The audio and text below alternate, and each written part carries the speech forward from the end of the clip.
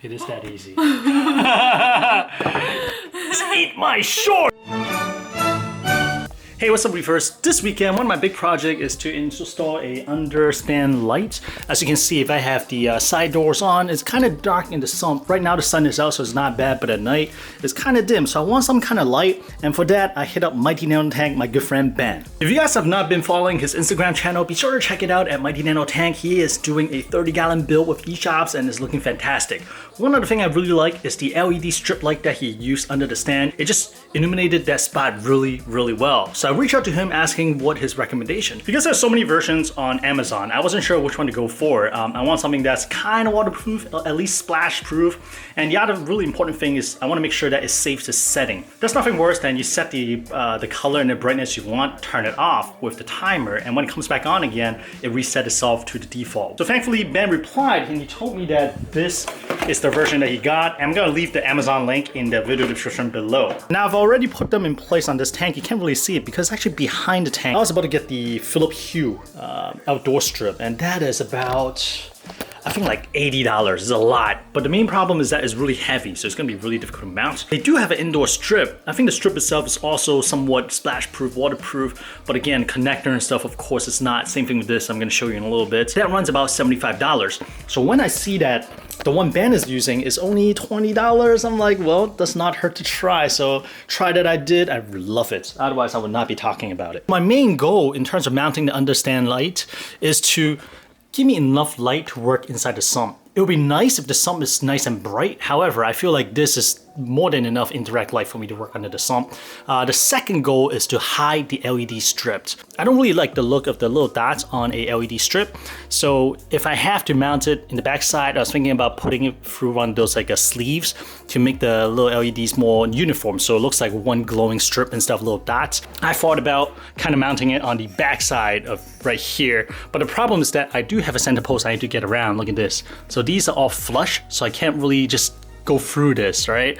And also the other problem is that the cord to the power adapter is not long. It's almost long enough, but not quite long enough to have the power blocks sitting on the carpet floor while the wire runs up to the back and the light come all the way over here. So it was not long enough. I tried a different configuration, and the one that I like the most now is actually just mounting it to the back like so. So I did not really stick it down yet, but they do come with these little hanger right here. They came with 5 of these little hanger with 3M tape in the back. So I just kind of like tape it in place first to make sure I like it. And then next step, I'm gonna cut the LED to size and then peel off the 3M strip behind the light itself and then tape it on so it sits flush. Now earlier I mentioned that the strip itself is waterproof. Yes, they claim that, but as you can see right here, the connector is, I seriously doubt this is waterproof. So what I may do is using some electric tape to kind of like tape them together and then kind of tape them against the stand right here. So this is the remote receiver. I'm not sure if this needs to be in direct sight. I don't think so. I think it's radio wave, I think. But anyways, I'm gonna try to like tape this down, hide it behind the stand first. If that does not work, I may kind of like slide this wire out to inside the stand. This is really reminiscent of the current USA Serene light kit that I use upstairs, except in this case, instead of using it for backlight of the tank, which I could not because the back of the tank is a black acrylic, I'm using it to provide uniform lighting for underneath the sump. And if you kind of just go in here, you do get enough light to work under the stand. Do I wish it's brighter? Yeah, but totally workable, And I do believe that it provides a pretty cool mood lighting as well when I just open up the stand and just kind of sit here and enjoy without overpowering the tank itself. All right, check this out. This different brightness level. Right now is the brightest. So it get dimmer. There's different fade, I think. Different fade setting. Look at this. This seriously reminds me of the Serene, current USA Serene. You got different like presets. Man, this is pretty good, man. For 20 bucks, I'm about to get another strip and mount it behind my bedroom headboard or something. Oh, by the way, you get a huge roll. So these are the remaining ones, but unfortunately, once I cut it, the other parts you can't. It's basically gone. Those are done because you don't have controller units and a power block to power this. In the comments, I have seen people saying that they can buy stuff to kind of connect them and whatnot, so that you can do different strips. Like under cabinet, it's not a continuous light, right? but I feel like this is good. I don't need to do crazy stuff where I go inside and wrap around. I'm perfectly happy with it. And again, 20 bucks, can't beat it. So Ben, thank you so much. You're a trailblazer. You have given me a lot of solid tips in terms of this build right here. Thank you. For all of you guys who are not following Mighty Nano Tank on Instagram, please do that now. 2 days later. This following update is for you guys. A lot of you guys are saying that, yo man, you gotta put on a RFG. What is RFG? It's a random flow generator. So what is a random flow generator is actually this guy right here. I've already snapped it onto the loc-line. The special thing about this is that as water passes through the loc-line here, it goes through all these fins. And because of these fins arrangement, the flow coming out of it is gonna be random patterned. This guy's pretty easy to pop off here, but it's tight enough that I think it should be okay. So this here came from VCA. I know that they also do some collaborative work with Reef Dudes, my good friend Devins as well, for some 3D printed design. And a lot of people really like the LFG. So I figured, all right, well, let's try it out and we'll see what the buzz is about. Now, first thing first, so this is the return nozzle that came with the tank. I painted the whole thing black. As you can see, I tried to fit this in here. I already scraped off some of the paint, but what I want to do is actually sand these guys off first so that I have a nice area of contact. Before the tank was up and running for about 3 weeks, this fit in there snugly. But at this point, I actually could not get it to fit. I think this probably like swole or something. But let me just try one more time. Yeah, it was really snug fit before, and it was almost perfect. But right now, it can't even go in. So I probably need to sand it. Well, what I could do is I could dip this in hot water or boiling water to expand the material, and that should actually snap in. What are you doing? Sanding stuff. Look at this. So here. Forced me to ask you a question. You gave Don't me tell the people! script. Don't tell people! It's supposed to be I like. don't do that. It's supposed to be 随性. Supposedly, if you use a PVC primer, it's gonna melt the paint off anyway, so it should be okay. But I'm using the all-in-one PVC glue or cement, so I'm not sure if it works the same way. So this would be safe, never hurts. Just kind of sand the paint off so that it gets a nice little surface to melt and connect. All right, here we go. So this is the side that, no, this side. So this side's okay. This is the side that I want to go here, but it's not fitting, right? So boiling water here. We're gonna drop this in here a little bit to see if we can expand the plastic, and then we'll check again if it fits. Your thing is that easy, huh? I'm telling you, it's not. It is that easy. Just eat my shorts. That's right. What up, science? And then it clamped down hard, but we don't want that. We want to glue it in. Perfect. Now I speak a little bit louder because like, oh, it actually worked. Shit.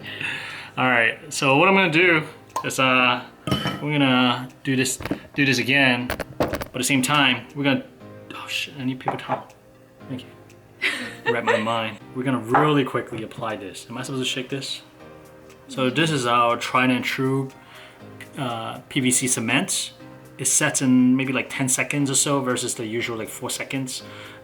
Again, this is thanks to East Reef's recommendation. There's a lot less intimidating than your standard cement because give it a little time to play with. I'm gonna swap that to the coral chopper. Open the can. Got it. Obey. Maryland, shout out. Maryland on lockdown. Oh, it's so cute. What is this? So these like melts. These melts these. And the worst part is if I messed up, that's it. Here we go.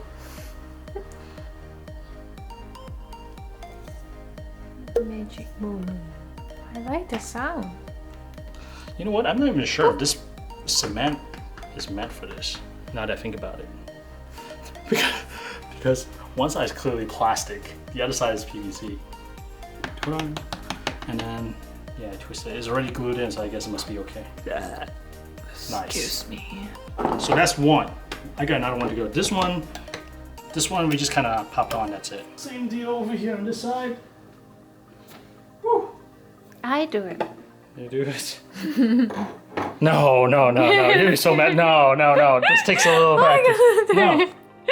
I can do better than No, I'm sure you can. So we'll save it for like a really special tank. So this is really experimental. I think it works. We'll find out. I'm gonna create a little pool here first. Oh my god. I'm gonna damp it here. People's not gonna see that close. And I don't want to spray the whole thing because that means I have to mask the new portion. For something that's all the way in the back and people will probably not pay that much attention to or even see, I think it's okay. A lot of you guys probably like rolling your eyes and shaking your head right now. For those of you guys who work with spray cans, dude, I don't. This seems to work. 3 hours later. Alright guys, very stupid mistake. I probably should have double checked it first. PVC cement does not work on this PVC nozzle, and this is polynesium or something like that. This is not the PVC material that is gonna melt. I wasn't 100% sure, but now I'm sure because like as I was twisting it in, it just kind of moved a little bit. I was like, oh, okay. So I took it apart, and this is actually what the cement looks like right now. I mean, I can easily peel this off, so it's alright, no big deal. So we're gonna redo this. And I went online and do a little digging. Somebody recommended using the VPVC. Well, it's a CPVC. Does not matter because that does not work for somebody else as well. What ended up working for that person, whoever posed the question, was actually good old super glue, which makes sense. One of my favorites, of course, the Polyblab ones. I still got a couple tubes from when they gave it to me 2 years ago. Let me go ahead and break off the other piece as well. Let me see. This one seems to be actually on quite tight. Nope. As soon as I twist it, see, as I twist it, it just kind of come off. The cement kind of made the inside conform to this portion, which is nice, but then it's tight, but I would like it to just not budge once I go in there. Okay, here we go. I sure feel stupid, but learning experience for me. Honestly, this whole build has been learning experience. Wow, it would be easy for me to just kind of show you the correct methods so I don't look so clueless, but I feel like all these good learning experience for myself, and hopefully I'll share my mistake as well so other people don't walk down the same route that I do.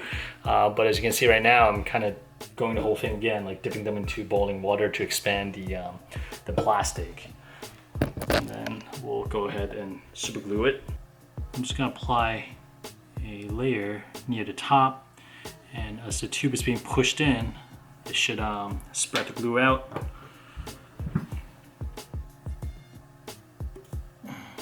Okay. And of course I wanna clean this up as much as I could without spreading it everywhere. Most importantly, I don't want to get it on my finger. Hate picking off super glue that dried on my hand. 5 minutes later. Yep, got super glue all over my fingers. Oh man, this sucks. Yo, I used the wrong glue. So remember I mentioned like I'm not sure if this glue works? It didn't. As soon as I twist it, it just came off. Oh. It's the wrong type. So I guess that melt those kind of PVC pipe together. But this nozzle is not a PVC, it's not made of the same material. So now I'm just using super glue from some information I found. Somebody used super glue and it was fine. You doing a mermaid? You need help?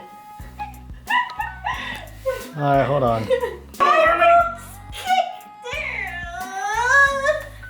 There we go. Oh yeah. Is this a mermaid? Yeah. Whew. Man, it's tough being a mermaid.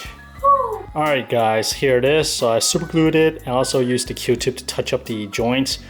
Not great, not great. This really reminds me of when I do like Gundam models. It look pretty shabby when it's close up, but when you pull it away, I guess it looks alright. It kind of hides the imperfection. But this is definitely way more secure than how it was. I was trying to twist. I didn't want to, of course, I don't want to like bust it open by like muscling it open because, you know, I'm a strong dude. Just kind of torquing it a little bit, it seems solid. So I think we should be good. I feel good about it. 1 hour later. So the random flow generator is installed. It pretty much disappeared in the background, which is perfect. That's what I want. So it's really cool. Just look at the surface of the water. Give it a second. It's kind of oscillating underneath right now. The part that's really obvious when it hits the surface of the water, you see just kind of like making waves at the top. And that's kind of like the random aspect versus like a nozzle, just kind of like direct spray and doesn't change. I wish I have stuff inside the tank that you can kind of see it. But right now the MP40 is off, so I can have a really good look right there as well. So I can have a really good look of these random flow generator. And I have to say, so far I'm impressed. And the added benefit is that I can actually now crank up the return pump. I think I was at like level 2 or 3, and now I cranked it up like by 2 points. And I have a lot more flow pushing through the system. The flow is actually already not terrible from just the return pump. And pairing it with a MP40, I think I'm pretty much set. I just wish there's more flow going like lengthwise versus like the majority was kind of pushing from back to front, simply because I want to hide the pump against a black background. And that is why, if you look over here, all the flow generator looks kind of goofy this way, but I'm trying to like push it out and angle it more that direction. So this one's kind of angled to that corner, that one's angled toward this corner, hopefully to get some like movement going this way lengthwise. And when they hit, they'll hopefully get some chaotic flow as well. But of course, until I throw something into the tank and see how the flow actually plays out, I can't say for certain. But so far I'm really happy with it, and I'm even happier that tank's not leaking after I put the nozzles back on. It's just really, really cool. So again, I'm sure by now you already heard of like the random flow generator. But if somehow you have not heard of it, this is coming from VCA. That is Vivid Aquatic Creation. Okay, so that right there. So I read that may happen if I put the nozzle a little bit too high up near the surface of the water. The interesting things about these guys is that they are actually 3D printed in-house. And the reason they're not doing mold, which I asked, is like, oh, how come you guys are not doing like manufacturing in a factory? Well, it's because they cannot create this with a single piece of molding. The finish inside and the gap and stuff like that is pretty intricate, and it's not something that they can create with a single mold. So as a result, they just ended up getting a bunch of like 3D printer and just printed all these things in house. Anyways, that's one more piece of the puzzle done for this 135 gallon mold aquariums. On to the next thing.